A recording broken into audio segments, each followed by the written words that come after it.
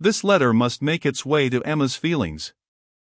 She was obliged, in spite of her previous determination to the contrary, to do it all the justice that Mrs. Weston foretold.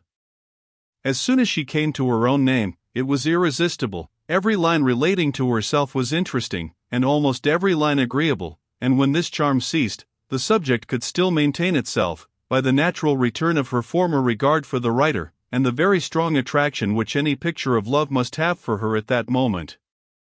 She never stopped till she had gone through the whole, and though it was impossible not to feel that he had been wrong, yet he had been less wrong than she had supposed, and he had suffered, and was very sorry, and he was so grateful to Mrs. Weston, and so much in love with Miss Fairfax, and she was so happy herself, that there was no being severe, and could he have entered the room, she must have shaken hands with him as heartily as ever.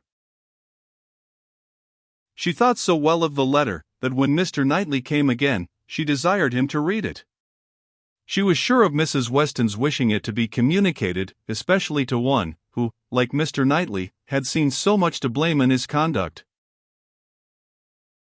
"I shall be very glad to look it over," said he, "but it seems long. I will take it home with me at night."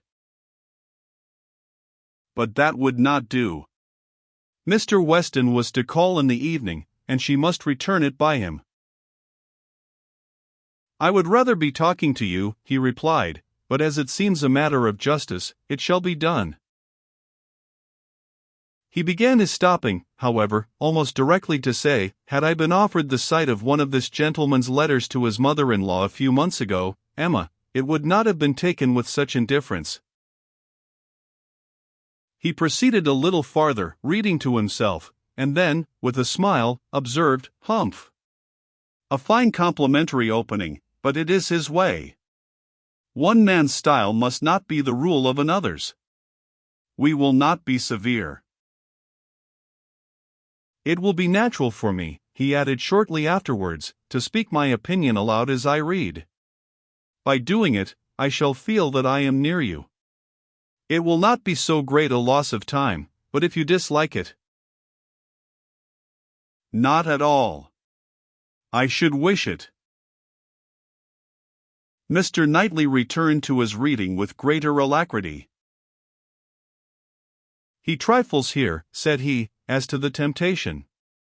He knows he is wrong, and has nothing rational to urge. Bad, he ought not to have formed the engagement. His father's disposition, he is unjust, however, to his father." Mr. Weston's sanguine temper was a blessing on all his upright and honorable exertions, but Mr. Weston earned every present comfort before he endeavored to gain it. Very true, he did not come till Miss Fairfax was here. "And I have not forgotten," said Emma, "how sure you were that he might have come sooner if he would. You pass it over very handsomely, but you were perfectly right." "I was not quite impartial in my judgment, Emma, but yet, I think, had you not been in the case, I should still have distrusted him." When he came to Miss Woodhouse, he was obliged to read the whole of it aloud, all that related to her, with a smile, a look, a shake of the head, a word or two of assent, or disapprobation, or merely of love, as the subject required, concluding, however, seriously, and, after steady reflection, thus: "Very bad, though it might have been worse, at playing a most dangerous game. Too much indebted to the event for his acquittal, no judge of his own manners by you. Always deceived in fact by his own wishes, and regardless of little besides his own convenience. Fancying you to have fathomed his secret. Natural enough, his own mind full of intrigue, that he should suspect it in others. Mystery, finesse, how they pervert the understanding. My Emma, does not everything serve to prove more and more the beauty of truth and sincerity in all our dealings with each other?" Emma agreed to it, and with a blush of sensibility on Harriet's account, which she could not give any sincere explanation of.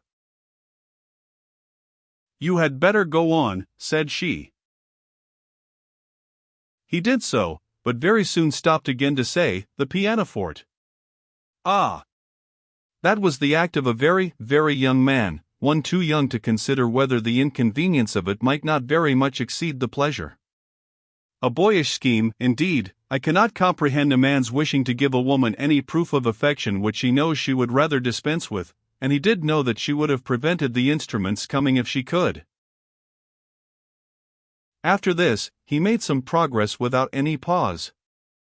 Frank Churchill's confession of having behaved shamefully was the first thing to call for more than a word in passing. "I perfectly agree with you, sir," was then his remark. "You did behave very shamefully. You never wrote a truer line." And having gone through what immediately followed of the basis of their disagreement, and his persisting to act in direct opposition to Jane Fairfax's sense of right, he made a fuller pause to say, "This is very bad." He had induced her to place herself, for his sake, in a situation of extreme difficulty and uneasiness, and it should have been his first object to prevent her from suffering unnecessarily. She must have had much more to contend with, in carrying on the correspondence, than he could.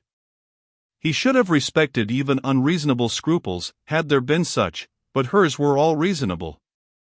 We must look to her one fault, and remember that she had done a wrong thing in consenting to the engagement, to bear that she should have been in such a state of punishment.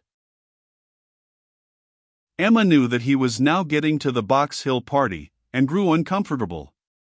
Her own behavior had been so very improper. She was deeply ashamed, and a little afraid of his next look.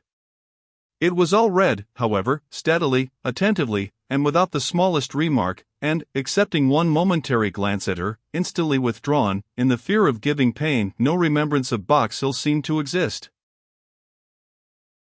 "There is no saying much for the delicacy of our good friends, the Eltons," was his next observation. "His feelings are natural." What? Actually resolved to break with him entirely, she felt the engagement to be a source of repentance and misery to each. She dissolved it. What a view this gives of her sense of his behavior! Well, he must be a most extraordinary. Nay, read on, you will find how very much he suffers." "I hope he does," replied Mr. Knightley coolly, and resuming the letter. "Smallridge. What does this mean? What is all this?"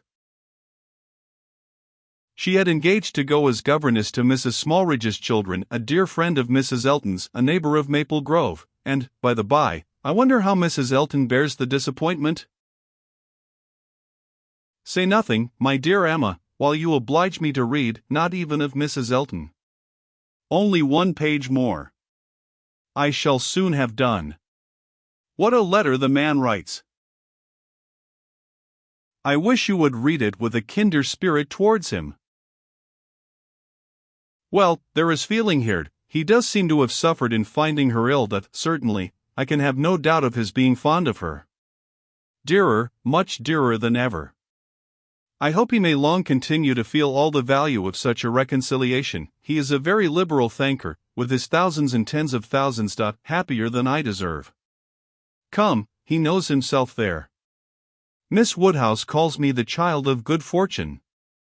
Those were Miss Woodhouse's words, were they? And a fine ending, and there is the letter. The child of good fortune. That was your name for him, was it?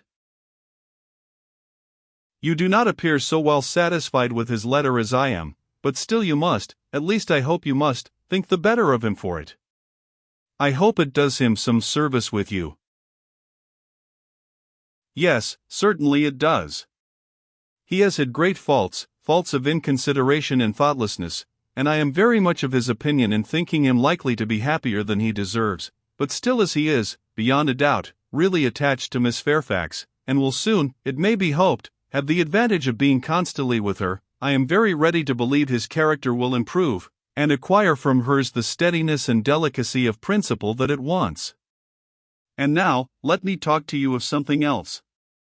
I have another person's interest at present so much at heart, that I cannot think any longer about Frank Churchill. Ever since I left you this morning, Emma, my mind has been hard at work on one subject. The subject followed. It was in plain, unaffected, gentlemanlike English, such as Mr. Knightley used even to the woman he was in love with, how to be able to ask her to marry him, without attacking the happiness of her father. Emma's answer was ready at the first word. While her dear father lived, any change of condition must be impossible for her. She could never quit him. Part only of this answer, however, was admitted. The impossibility of her quitting her father, Mr. Knightley felt as strongly as herself, but the inadmissibility of any other change, he could not agree to. He had been thinking it over most deeply, most intently. He had at first hoped to induce Mr. Woodhouse to remove with her to Donwell. He had wanted to believe it feasible, but his knowledge of Mr. Woodhouse would not suffer him to deceive himself long, and now he confessed his persuasion that such a transplantation would be a risk of her father's comfort, perhaps even of his life, which must not be hazarded. Mr. Woodhouse taken from Hartfield, no, he felt that it ought not to be attempted. But the plan which had arisen on the sacrifice of this, he trusted his dearest Emma would not find in any respect objectionable. It was, that he should be received at Hartfield, that so long as her father's happiness, in other words, his life, required Hartfield to continue her home, it should be his likewise. Of their all removing to Donwell, Emma had already had her own passing thoughts. Like him, she had tried the scheme and rejected it, but such an alternative as this had not occurred to her. She was sensible of all the affection it evinced. She felt that, in quitting Donwell, he must be sacrificing a great deal of independence of hours and habits, that in living constantly with her father, and in no house of his own, there would be much, very much, to be borne with. She promised to think of it, and advised him to think of it more, but he was fully convinced that no reflection could alter his wishes or his opinion on the subject. He had given it, he could assure her, very long and calm consideration. He had been walking away from William Larkins the whole morning, to have his thoughts to himself. "Ah! There is one difficulty unprovided for," cried Emma. "I am sure William Larkins will not like it. You must get his consent before you ask mine." She promised, however, to think of it, and pretty nearly promised, moreover, to think of it, with the intention of finding it a very good scheme. It is remarkable that Emma, in the many, very many, points of view in which she was now beginning to consider Donwell Abbey, was never struck with any sense of injury to her nephew Henry, whose rights as heir expectant had formerly been so tenaciously regarded. Think she must of the possible difference to the poor little boy, and yet she only gave herself a saucy conscious smile about it, and found amusement in detecting the real cause of that violent dislike of Mr. Knightley's marrying Jane Fairfax, or anybody else, which at the time she had wholly imputed to the amiable solicitude of the sister and the aunt.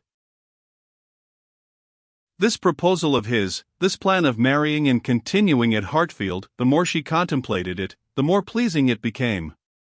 His evils seemed to lessen, her own advantages to increase, their mutual good to outweigh every drawback. Such a companion for herself in the periods of anxiety and cheerlessness before her, such a partner in all those duties and cares to which time must be giving increase of melancholy. She would have been too happy but for poor Harriet, but every blessing of her own seemed to involve and advance the sufferings of her friend, who must now be even excluded from Hartfield. The delightful family party which Emma was securing for herself, poor Harriet must, in mere charitable caution, be kept at a distance from.